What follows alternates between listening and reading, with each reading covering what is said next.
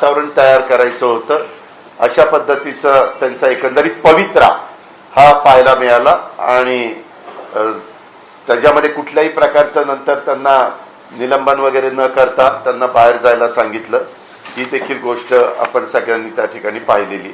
अशा प्रकारचं हे एकंदरीत अधिवेशन 2 दिवसाचं झालेलं आहे आणि ह्याच्या संदर्भामध्ये पण पुरवणी मागण्याच्या संदर्भात पाठीमागे अर्थसंकल्प सादर करत असताना स्वतः मुख्यमंत्र्यांनी सांगितलेलं होतं की आपल्या इथं जी महामंडळ आहे त्या सगळ्या महामंडळाला ह्यावेळेस भरीव निधी द्यायचा.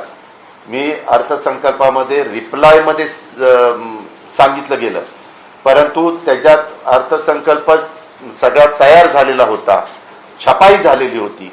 त्याच्यामुळं मी रिप्लायमध्ये सांगितलेलं असलं तर त्याची तरतूद करण्याची गरज होती.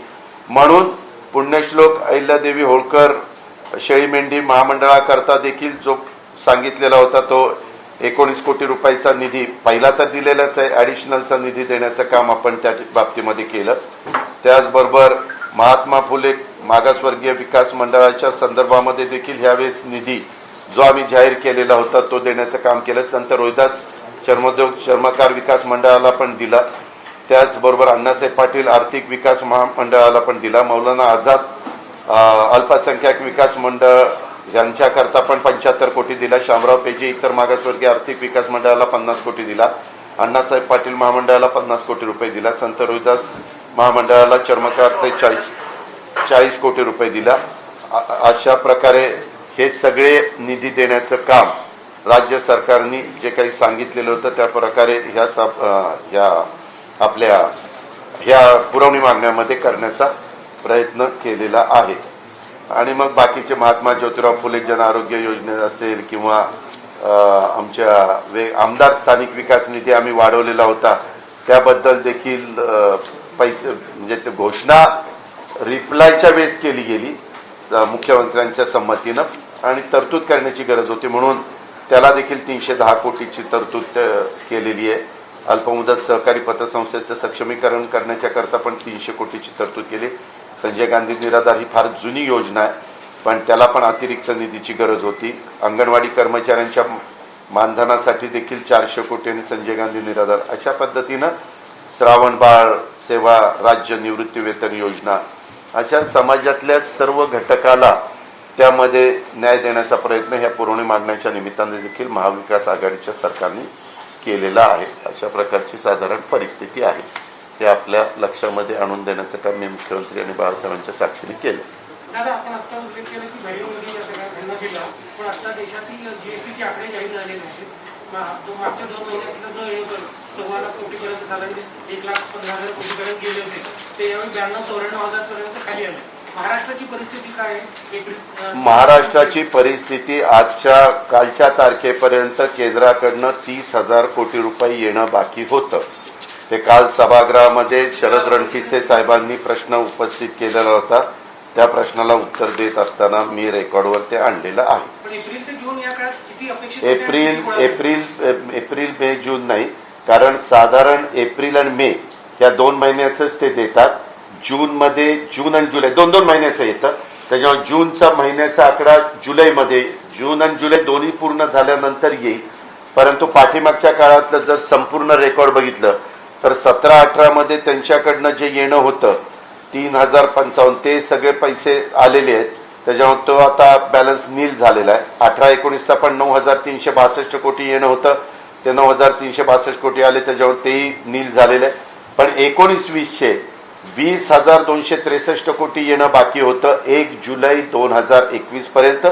त्याच्यातले 19,233 कोटी आले म्हणजे 1,030 कोटी 19-20चे राहिले. 20-21चे 46,868 कोटी येणं होतं ते त्यांनी 26,673 कोटीच दिलेलं होतं. त्याच्यातले 20,195 कोटी बाकी आहेत आणि 21-22चे आपले एप्रिल आणि मेचे 9,130 कोटी येणं बाकी आहे. ते एकही रुपया आलेला नाही, सगळं अजून बाकी आहे. असं 19-20, 20-21, 21-22चे मिळून 30,355 कोटी रुपये आपले बाकी आहेत. दादा 12 आमदारांच्या संदर्भात 12 आमदार जे आहेत ज्या मुलाने आत्महत्या केली त्यानंतर हा ऐरणीवर आलाय. कारण आपण आरोग्य विभाग असेल किंवा होम गृह असेल यामध्ये आपण फक्त भरती जाहीर केलं तर प्रोसेस होत नाही आणि आधीचे पण ज्यांच्या होत्या त्यांच्या नियुक्त्या बाकी राहिल्या त्यामुळे प्रश्न होतो. काल मुख्यमंत्र्यांनी आदेश दिल्यानंतर रात्री 3 तास संध्याकाळी आमची बैठक झाली. सीएस, ॲडिशनल सीएस, नंतर जीएडीचे राज्यमंत्री, मी असे काही आम्ही अधिकारी पदाधिकारी बसलेलो होतो आणि त्या भरतीमध्ये ह्या जे काही 15,511 गट अ, गट ब, गट क याच्यामधली भरती करायचं ठरलं. त्याच्यात करत असताना आम्ही आता एक नोट तयार केलेली आहे. मुख्यमंत्री म्हणले की 2 दिवसाचं अधिवेशन झाल्यानंतर पुन्हा आपण काही प्रमुख लोक बसू. आपल्याला युपीएससीच्या धर्तीवर आणखीन काही गोष्टी, जसं युपीएससी मध्ये पुढच्या 1 वर्षाचा कार्यक्रम आधीच जाहीर केला जातो, परीक्षा वगैरे हे सगळ्याच्या बाबतीमध्ये, आणि मग नंतर मुलांना अभ्यास करायला वगैरे सोपं जातं. तसं सदस्य संख्या पण आपली 6 आहे, परंतु त्याच्यातल्या काही जागा रिक्त आहेत त्या 31 तारखेपर्यंत भरायचा निर्णय मुख्यमंत्र्यांच्या स्तरावर झालेला आहे. ते भरले जातील. पण 6 जागा अध्यक्ष आणि 5 जागा भरून भागणार नाही. त्याच्यामध्ये आपल्याला 11 जागा किमान तिथं कराव्या लागतील किंवा 13. शेवटी मुख्यमंत्री महोदय त्याबद्दलचा निर्णय घेतील. पण तेवढे असल्यावर साधारण एक सदस्य 15 लोकांचा इंटरव्ह्यू घेतो. म्हणजे 11 लोक किंवा 13 लोक झाली तर तेवढे गुणिले 15 म्हणजे 150-200 मुलांचा तरी रोज, 180 मुलांचा तरी रोज इंटरव्ह्यू त्या ठिकाणी होईल. आणि हे बरेच मागे पेंडिंगला होतं. ते पण पेंडिंगला पडण्याचं कारण म्हणजे वेळोवेळी कोर्टाने पण काही आदेश दिलेले होते. त्या आदेशाची अंमलबजावणी करत असल्यामुळं आपल्याला काही काही बाबतीमध्ये थांबावं लागलं. आणि तुम्हालाही सगळ्यांना माहिती आहे एमपीएससीला पूर्णपणे स्वायत्तता देण्यात आलेली आहे. त्याच्यावरती स्वायत्ततेचा त्यांचा अधिकार आहे. पण ह्या सगळ्याचा विचार करून आता राज्य सरकारमध्ये काल किती जागा लक्षात आल्या तर त्या 15,511 जागा लक्षात आल्या. सीएम साहेबांनी सांगितलं ते आज जाहीर करून टाका, त्या जागा आपण भरणार. कारण 2018 पासून महाराष्ट्र लोकसेवा आयोगामार्फत भरण्यात येणाऱ्या जागा त्या भरल्या गेल्या नाही आणि त्याला वेगवेगळ्या प्रकारचं आरक्षण दिलं. आरक्षण दिल्यानंतर ते आरक्षण रद्द झालं. त्याच्यामुळे त्या मुलांचे इंटरव्ह्यू ते तसेच वेटिंगला राहिले. त्यांनाही कळेना की आपलं होणार का नाही होणार. काहींनी परीक्षा दिल्या परंतु पुढच्या त्यांच्या परीक्षा राहिल्या. असे बरेचसे प्रश्न निर्माण झाले. म्हणून कालच्या मीटिंगमध्ये युपीएससीच्या धर्तीवर जसं ऑनलाईन तिथली व्यवस्था आहे, युपीएससी आता केंद्र सरकार दिल्ली तिथं काम करते, त्याच्यामुळे देश पातळीवरची सगळी मुलं मुली तिथं कनेक्टिंग असतात. तसंच आपल्या पण स्तरावर करायचा निर्णय झालाय. आता आयटी कडे असणाऱ्या हसे म्हणून त्या आता तिथं सचिव झाल्यात एमपीएससीच्या. आत्ताच गेल्यात 2-3 महिने झाले राज्य सरकारकडनं.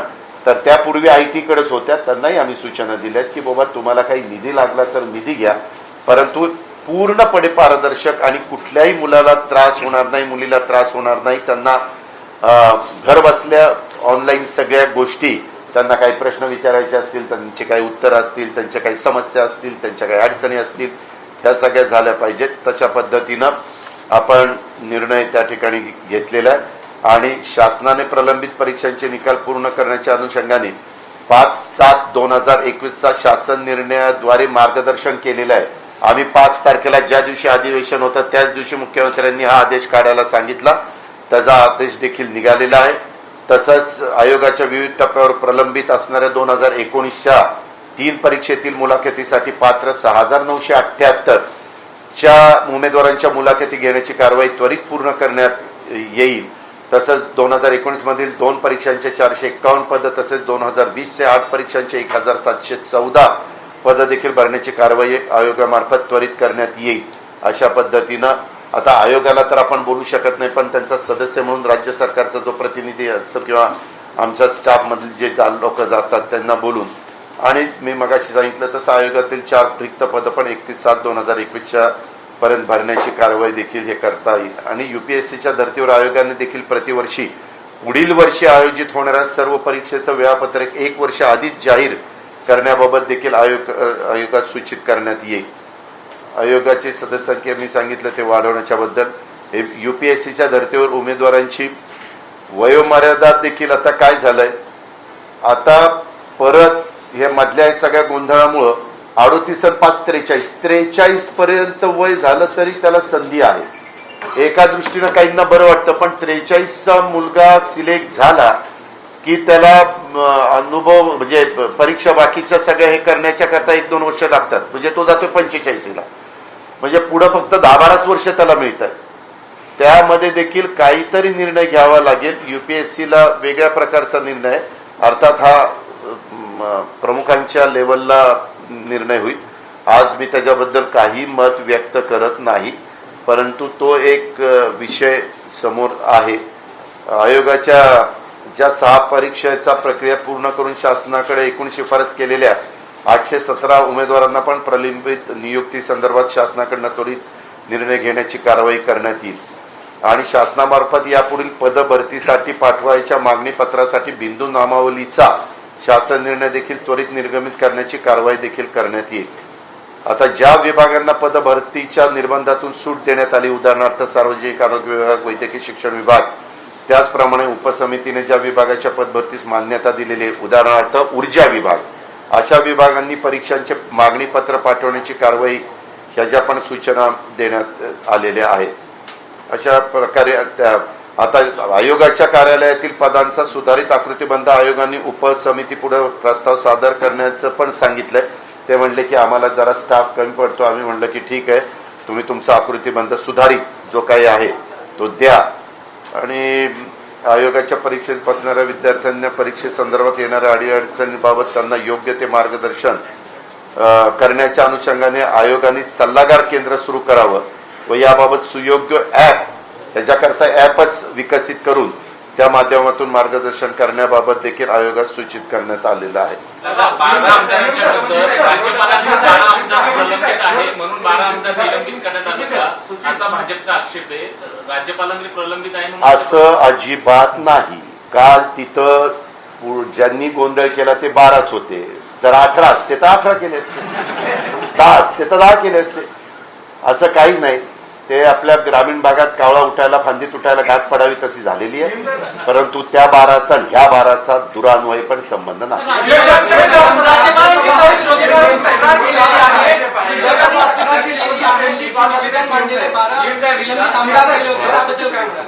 नाही, त्यांनी कुठं जावं हा त्यांचा अधिकार आहे. आपण पण पत्रकार म्हणून अनेक वर्ष इथं सगळेजण काम करताय. तुम्ही पण मागच्या काळामध्ये ते लोक सत्तेवर होते त्यावेळेसची परिस्थिती, त्यावेळेस देखील आम्ही विरोधी पक्षामध्ये काम करायचो. काय कुणी जाणून बुजून केलं नाही. त्यांच्याकडनं चुका झालेल्या आहेत, त्यांनी त्या थोड्या बहुत मान्य केलेल्या आहेत. तुम्ही टीव्हीवर देखील बघितलेले आहे की काय प्रकार चाललेला होता. भास्करराव जाधव एवढे कडक आणि थोडेसे तापट माझ्यासारखे असताना देखील ते शांत बसलेले होते. ते नुसते बघत होते, परंतु त्यांनी कुठंही फिजिकल कुणाला काही केलं नाही. उलट त्यांनी मुद्देसूद सगळं सांगितलं की नाही. शिवसैनिक असताना पण फिजिकल काही केलं तुमच्याबरोबर केलं.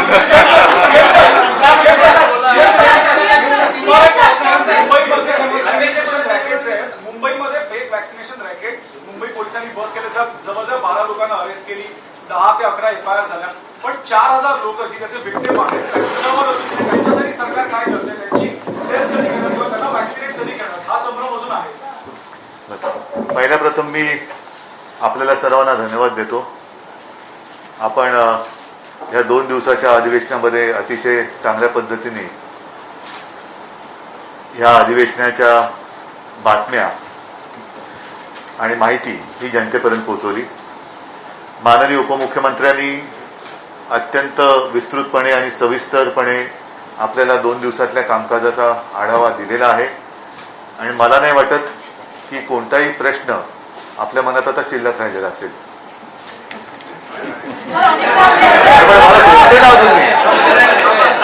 माझं बोलणं पूर्ण करू द्या ना तुम्ही. मला बोलणं पुरं करू द्या.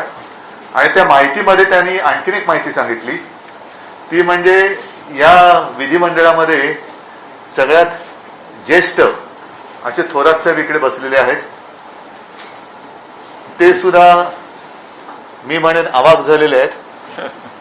आणि मी तर अवाक होणं साहजिकच आहे, कारण त्यांना किती ते किती 20, 25, 30 वर्षाच्या कारकिर्दीत 37 वर्षाच्या कारकिर्दीत जो अनुभव पहिल्यांदा आला तो मला पहिल्याच टर्म मध्ये आलेला आहे.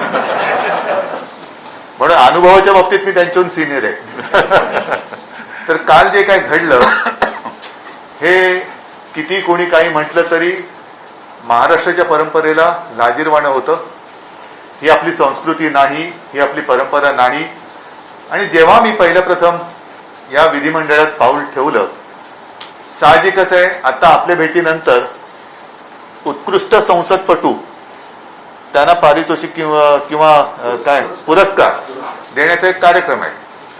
उत्कृष्ट संसदपटू हे एक परिमाण आपण ठरवल्यानंतर हल्ली जे काय चाललेलं आहे ते बघितल्यानंतर एकूण कामकाजाचा दर्जा हा उंचवण्याकडे आपला कल आहे की खालवण्याकडे आहे. आपण जी पहिल्या प्रथम विनंती केली मला पत्रकारांच्या वतीने लोकल मधनं प्रवास, तर त्याच्यामध्ये रुग्णवाढ आणि रुग्णवाढ कमी होणं, तसं हा दर्जा वाढ आणि दर्जाचं खालावणं. तर मी नक्कीच म्हणेन की दर्जा खालावत चाललेला आहे. लोकप्रतिनिधींकडनं जनतेची एक वेगळी अपेक्षा असते की का मी तुम्हाला मत देतोय, तर माझ्या आयुष्यामध्ये काही चांगला फरक घडला पाहिजे, बदल घडला पाहिजे. आणि तो जिथे घडवला जातो तिथे मी तुम्हाला पाठवतोय. तिथे गेल्यानंतर काल जे काही दृश्य पाहायला मिळालं, खरोखर शर्मेने मान खाली जावी असंच ते दृश्य होतं. आणि जबाबदार पक्षाकडनं हे घडलं. जो काही विषय आता तुम्ही बोलता बोलता विचारला की तिकडे 12 होत नाहीत म्हणून आम्ही 12, असं नाही. हे आम्ही घडवलेलं नव्हतं, त्यांना काही आम्ही काही टोचलं नव्हतं. साधा विषय असा होता की ओबीसी समाजाचं जे ठराव आम्ही केले, मराठा समाजाबद्दल केला, ओबीसी समाजाबद्दल केला, शेतकऱ्यांबद्दल केला. हा तुमचा अधिकार आहे, तुम्ही आमच्याशी सहमत व्हा अथवा असहमत व्हा. तुम्हाला जे काय बोलायचं ते तुम्ही बोलायला तुमचा पूर्ण अधिकार आहे, त्याला लोकशाही म्हणतात. पण वेडवाकडं वागायचा, आरडाओरडा करायचा ही लोकशाही नाहीये. ती लोकशाही असेल तर ती रस्त्यावरती करण्याचा तुमचा अधिकार आहे. पण सभागृहामध्ये समोर माईक असतात, माईक ओढायचे, माईक असून सुद्धा बेंबीच्या देठापासून ओरडायचं, ही काही आरोग्यदायी लोकशाहीची लक्षणं नाहीये. आणि काल जे आपल्या सगळ्यांच्या समोर घडलं ते तर समोर आलेलं आहे. पण त्याच्यानंतर भास्कररावांच्या सोबत जे दालनामध्ये घडलं त्यातलं बरंचसं वर्णन त्यांनी केलं, संपूर्ण वर्णन केलेलं नाही. ते ऐकल्यानंतर अक्षरशः शिसारी यावं असं हे वर्तन महाराष्ट्रामध्ये घडू शकतं याच्यावरती माझा काय कोणाचाच विश्वास बसणार नाही. तर अशी ही परंपरा आपल्या राज्याची, देशामध्ये हा पायंडा पडता कामा नये. अर्थात हा पायंडा पाडायचा नसेल तर प्रत्येकाने ठरवायला पाहिजे मर्यादा काय. की तिकडे गेला आज सुद्धा जसं आता अजितदादा म्हणाले की ते मध्ये सदस्य आले, राजदंड काय उचलला, ही पद्धत नाहीये, ही पद्धत नाहीये. आणि म्हणून मला असं वाटतं की मधल्या एका काळात मी एका वृत्तपत्राला मुलाखत देताना, मला वाटतं लोकसत्ता देताना सांगितलं होतं की ही कोविडची जी परिस्थिती आहे, पोस्ट कोविड, ज्यांना कोविड होऊन गेल्यानंतर सुद्धा पोस्ट कोविड ही एक त्रासदायक गोष्ट आहे. तसंच पोस्ट कोविड परिस्थिती आर्थिक काय असेल ती बघितल्यानंतर आज देशातील जनता, जग फार मोठं आहे, जगाबद्दल मला काही बोलायचं नाहीये, पण एक अस्वस्थ आहे की आमचं काय होणार, कसं जगायचं, कोरोनामध्ये वाचायचं कसं आणि वाचल्यानंतर जगायचं कसं. आणि त्या दृष्टीने जर का आपण काही हालचाल करणार नसू आणि केवळ सत्ता एके सत्ता हाच जर का आपला अट्टहास असेल तर मग मला असं वाटतं एकूणच दिवस फार वाईट येत चाललेले आहेत, एकूणच दिवस वाईट येत चाललेले. आणि 2 दिवसाचं अधिवेशन, ह्या 2 दिवसाच्या अधिवेशनाचा संपूर्ण आढावा आपण आता माननीय उपमुख्यमंत्र्यांकडनं ऐकला की 2 दिवसामध्ये एवढं काम राज्याच्या हिताचं करणारं हे सरकार आहे. या कामाकडे कसं बघायचं हा सुद्धा त्याच्या दृष्टीप्रमाणे एक प्रश्न असू शकतो. पण मला एका गोष्टीचं नक्की समाधान आहे की या 2 दिवसामध्ये आम्ही जनतेला आनंदी ठेवणं हा एक वेगळा भाग झाला, पण समाधान देऊ असं काम केलेलं आहे. आणि त्याच्यासाठी मी सर्व विधिमंडळात, जे विधानसभेत, विधान परिषदेत जे सगळे उपस्थित सदस्य होते त्यांना धन्यवाद देतो. ज्यांनी सगळ्यांनी सहकार्य केलं त्यांनाही धन्यवाद देतो. आणि ज्यांच्याकडनं जे घडू नये ते घडलं त्यांनी लवकर सुधारावं अशा त्यांना मी शुभेच्छा देतो.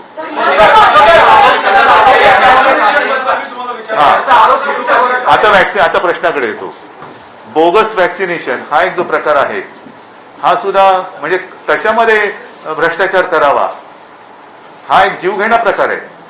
वॅक्सिन घेतल्यानंतर सुद्धा काही ठिकाणी आपल्याला असं ऐकायला येतं की वॅक्सिन घेतलेल्याला सुद्धा संसर्ग होतोय आणि हे पहिल्यांदा सुद्धा सांगण्यात आलेलं होतं की वॅक्सिन घेतल्यानंतर कोरोना होणार नाही असं नाही, कोरोना होऊ शकेल आणि तो होऊ नये म्हणून मास्क घालणं हे गरजेचं आहे. अर्थात तो भाग वेगळा आहे. बोगस वॅक्सिनेशनच्या बाबतीमध्ये ज्यांनी जे त्याच्यामध्ये इन्व्हॉल्व आहेत त्यांच्यावरती कडक कारवाई तर केली जाणारच, नक्कीच केली जाणार. आणि ज्यांनी बोगस वॅक्सिन त्यांचा काहीच दोष नाही, अनावधानाने घेतलेलं आहे, त्यांना रितसर वॅक्सिन हे दिलेलं आहे. फक्त एक बघावं लागेल की त्यांना वॅक्सिन म्हणून नक्की दिलं काय होतं, म्हणजे त्याचं पुन्हा दुष्परिणाम होणार नाही. डॉक्टरांचा सल्ला वगैरे घेऊन ते करावं लागेल. गळा घोटण्याचं काम महाविकास आघाडी करतात, मुख्यमंत्री करतात असा विरोधकांचा दावा आहे. असा गळा कोणी काढला? तालिबानी सरकार आहे असा आरोप केला. ठीक आहे. त्यांनी आरोप केला आता. नाही, मी तुम्हाला एक सांगतो, सरकारचं कर्तव्य आहे जनतेचं समाधान करणं. विरोधी पक्ष त्याच्यात समाधानी असमाधानी होणं न होणं त्यांचा प्रश्न आहे. आमचा प्रयत्न आहे की जनतेला समाधान करणं. सरकार स्थिर आहे का? ज्या पद्धतीनं काही दिवसांपासून जी चर्चा सुरू आहे वेगवेगळी, काय? महाविकास आघाडी स्थिर आहे का? कारण की वेगवेगळी चर्चा सुरू आहे. मी या दोघांच्या मध्ये निघायचं म्हटलं तर कुठच्या बाजूने निघू ते सांगा. सर, चर्चा सुरू झाली आहे की तुमची जी पंतप्रधानांबरोबर भेट झाली त्यानंतर तुमची आणि भाजपाची जवळीक वाढलेली आहे आणि काहीतरी होऊ शकतं भविष्यामध्ये आणि हे सरकार असतील. अहो 30 वर्ष एकत्र राहून काही नाही झालं तर आता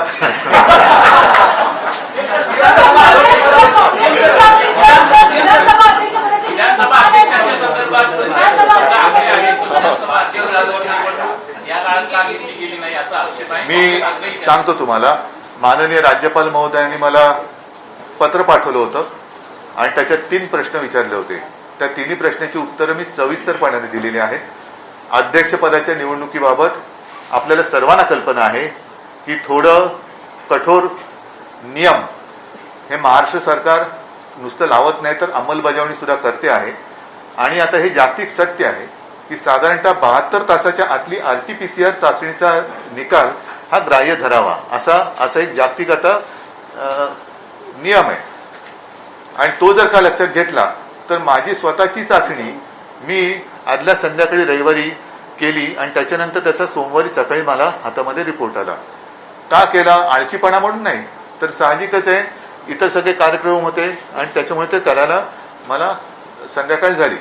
हे जर मुंबईत राहणाऱ्या माझी म्हणजे मुख्यमंत्र्याची ही जर का अपरिहार्यता असेल तर गावागावातनं येणाऱ्या लोकप्रतिनिधींची सुद्धा चाचणी ते कुठे करणार, कशी करणार आणि त्यांचा रिपोर्ट कधी येणार, तो आल्यानंतर मग राज्यपाल महोदयांना निवडणुकीचा कार्यक्रम कळवावा लागतो.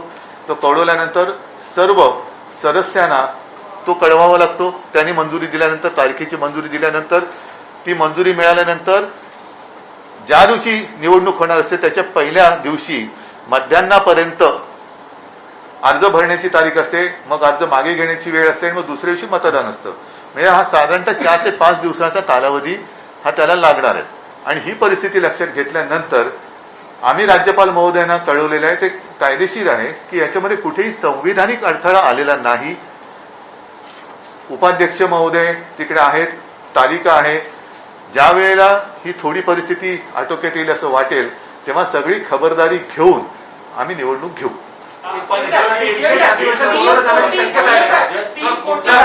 गरज आहे पण आम्ही बघतो की वॅक्सिन इनफ क्वांटिटीमध्ये मिळत नाहीये. मला वाटतं जाणून बुजून महाराष्ट्रासोबत नाही, मी तुम्हाला खरं सांगू का, मला विरोधी पक्षांनी जरी किती काही राजकारण करण्याचा प्रयत्न केला तरी आम्ही मात्र ह्या जनतेच्या जीवाशी खेळ होईल असं राजकारण करणार नाही. एवढे नीचपणा आमच्यामध्ये नाही आहे.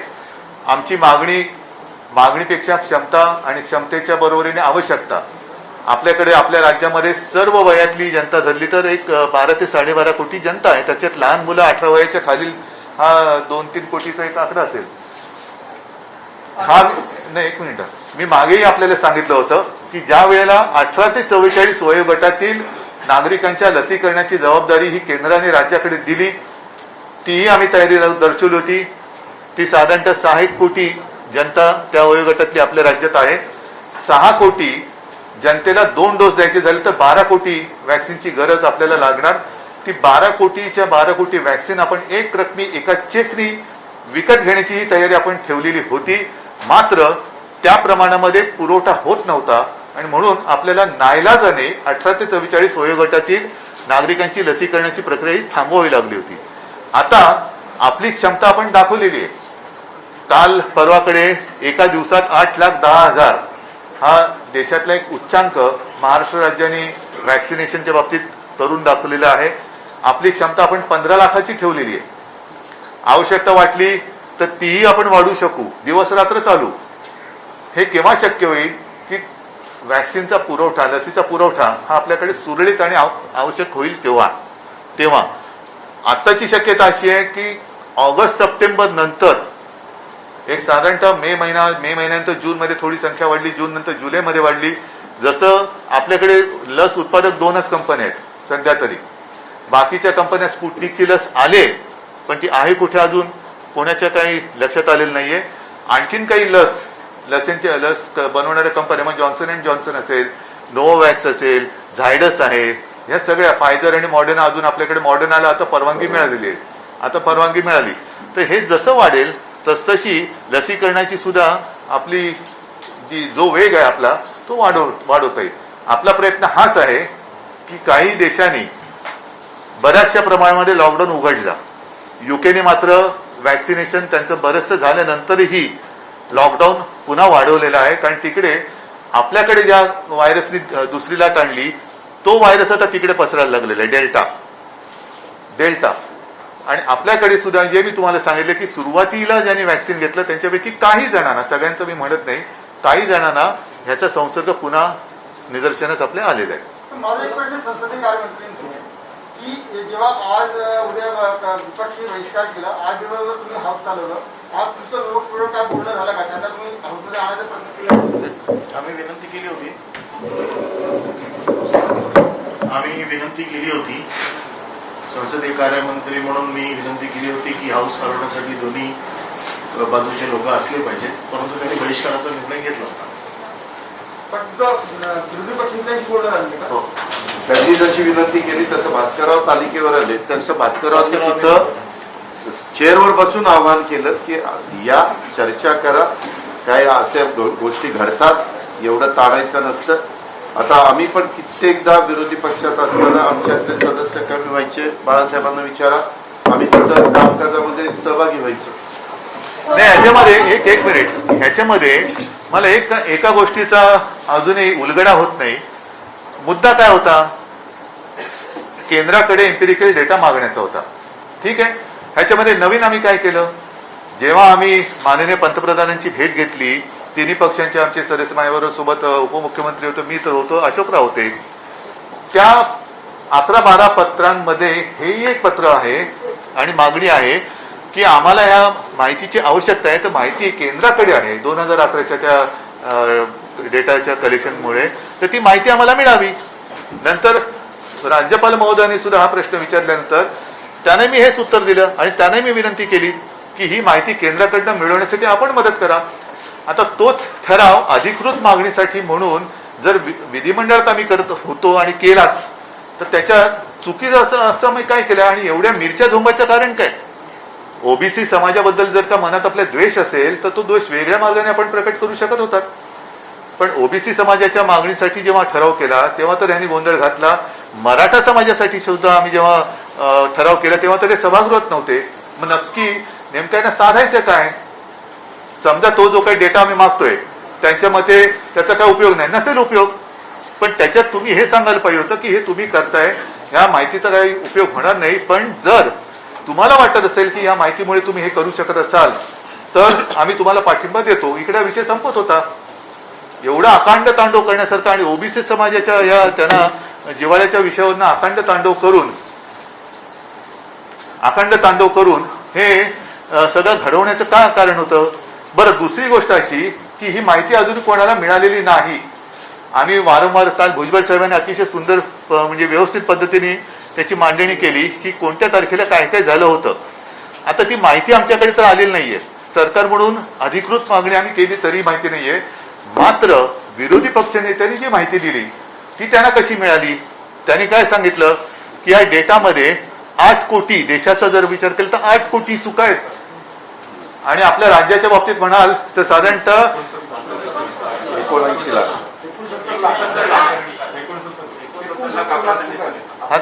ही माहिती तुम्हाला कशी कळली?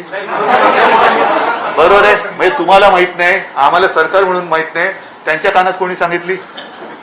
म्हणजे हे गौडबंगाल काय की केंद्राकडे असलेली माहिती सरकारला अधिकृत मिळत नाही, ती मागितली तर वणवा लागल्यासारखं सगळे आगडोंब उसळतो. आणि म्हणजे त्यांना त्यांचं भान राहिलं नाही की ह्या सगळ्या गोष्टी आपण करतो त्याच्यात निलंबित होऊ शकतो, इथपर्यंत त्यांची मजल गेली. आणि मग एक पुढचा प्रश्न असा येतो जो भुजबळ साहेबांनी सांगितला की हा डेटा कशासाठी वापरला जातो? केंद्राकडे आहे तो डेटा कशासाठी वापरला जातो?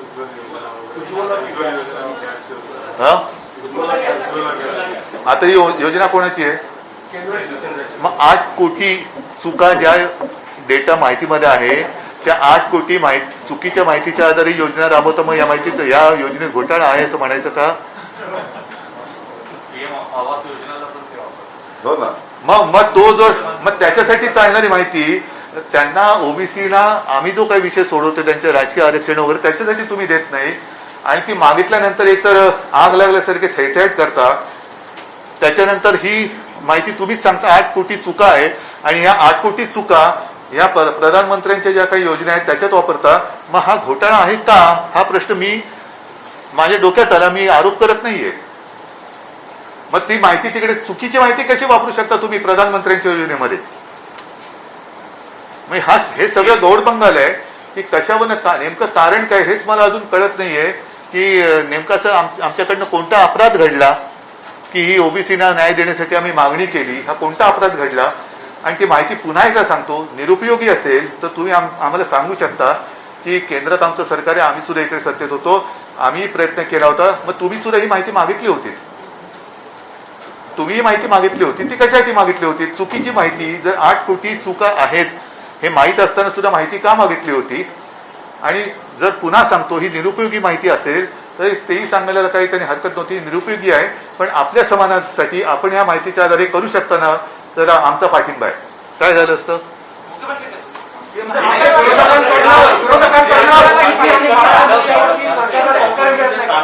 विरोधकांकडनं ओबीसी आणि मराठा आरक्षणाच्या मुद्द्यावर सरकारला सहकार्य मिळत नाही का या सगळ्या मुद्द्यावर? मी असं कोणतंही वक्तव्य केलेलं नाही, परंतु काल जे घडलं ते आपल्या समोर आहे.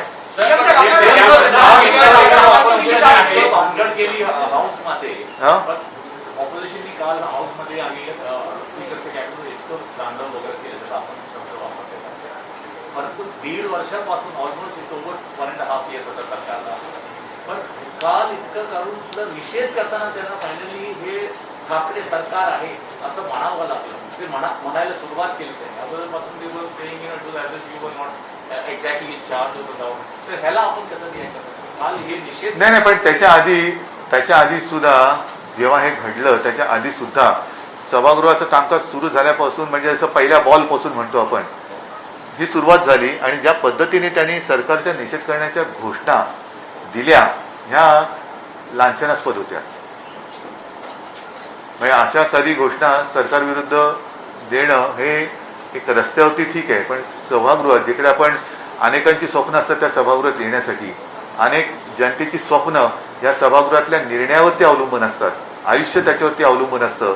आणि त्या सभागृहाच्या कामकाजाची अशी थट्टा करणं ही लोकशाहीची थट्टा आहे. लोकशाहीची थट्टा आहे.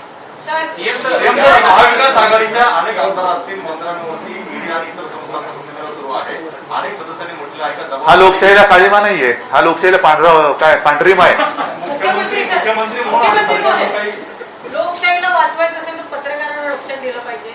त्यांना मी सांगितलं ना की तुम्ही कृषी कायदे तो मुद्दा नाही, कृषी कायदा आणि कामगार कायदे हे 2 कायदे केंद्राने केले ते लोकशाहीला घातक आहे. आपण जसं मागच्या वेळेला बोलले तसंच. पण जर तुम्ही कृषी कायदा जर आणलाय थोडा प्रेमाने शेतकऱ्यांसाठी, आम्ही त्याचं अभिनंदन करतो. पण पत्रकारांसाठी कायदा सुधारणा करण्याचा अधिकार जसा केंद्राकडे आहे तसा राज्याकडे पण आहे. तो कधी करणार? म्हणजे आम्हाला सुरक्षित वातावरणच नाही काम करण्याच्या ठिकाणी कायम नसेल तर पालक म्हणून ते काम अहो करणार आहे. सुरक्षित तुमचं सोडा, काल सुद्धा भर सभागृहात जर लोकप्रतिनिधींना धमक्या दिल्या जात असतील तर पत्रकारांची काय कथा आहे?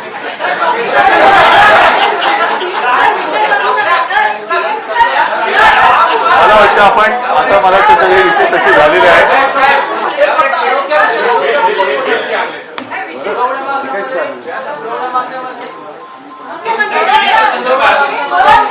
नाही, एकच विषय आरोग्याचा. पुरवण्या मागण्यामध्ये आरोग्याविषयी निधी पण बऱ्याच ठिकाणी म्हणजे आरोग्यमंत्र्यांनी नाही, त्या पदांवरती सुद्धा रिक्त पद सुद्धा भरण्याचा निर्णय आम्ही घेतलेला आहे. अडचण काय येते त्याच्यामध्ये घोषणा केल्या पण बऱ्याच ठिकाणी ग्रामीण भागामध्ये डॉक्टरांसाठी तरुण पुढे येत नाही. त्यामुळे कोरोनाच्या काळात अगदी ग्रामीण भागातील रुग्णालयांची खूप वाईट स्थिती आहे. त्या संदर्भात काहीतरी धोरणात्मक निर्णय घेऊ शकेल नाही, आपण ही जी उणीव किंवा कमतरता आहे ना ती भासू नये म्हणून जे काय करता येणं शक्य आहे आपण ते करतो आहे. आरोग्य खात्याची कोणती पदं रिकामी ठेवायची नाही तसं सरकारने घेतलेलं आहे निर्णय. परंतु आपण जे बोललात की त्या आवश्यकतेनुसार लोक पण मिळाले पाहिजे. बरं ठीक आहे,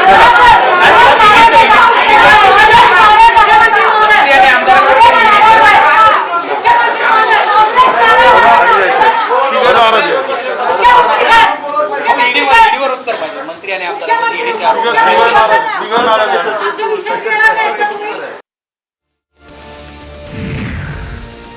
आपण बघितलं अधिवेशनानंतर सत्ताधाऱ्यांची पत्रकार परिषद झाली आणि त्या पत्रकार परिषदेमध्ये भाजपचे जे आमदार 12 निलंबित झालेले आहेत त्यांचं जे कालचं कृत्य होतं त्याबद्दल नाराजी व्यक्त करण्यात आलेली आहे आणि काय काय कोणकोणते ठराव केले आणि एकंदरीतच सरकारनं काय काय अधिवेशनामध्ये केलं याचा लेखाजोखा आहे तो उपमुख्यमंत्री अजित पवार उद्धव ठाकरे यांनी मांडलेला आहे. एमपीएससीची रिक्त पदं भरणार असल्याचं सुद्धा उद्धव ठाकरे यांनी स्पष्ट केलेलं आहे. आपण बघितलं स्वप्नील लोणकर याच्या आत्महत्येनंतर साम टीव्हीनं या सगळ्याचा आवाज उठवला होता. महाराष्ट्रभर हा मुद्दा पोहोचवलेला होता आणि अखेर विधिमंडळाच्या अधिवेशनामध्ये हा मुद्दा काल चर्चेत आला आणि त्यानंतर कालच साम टीव्हीच्या बातमीनंतर पद भरण्याचा निर्णय घेण्यात आला. आता उद्धव ठाकरे यांनी पुन्हा एकदा स्पष्ट केलेला आहे की एमपीएससीची रिक्त पदं भरली जातील.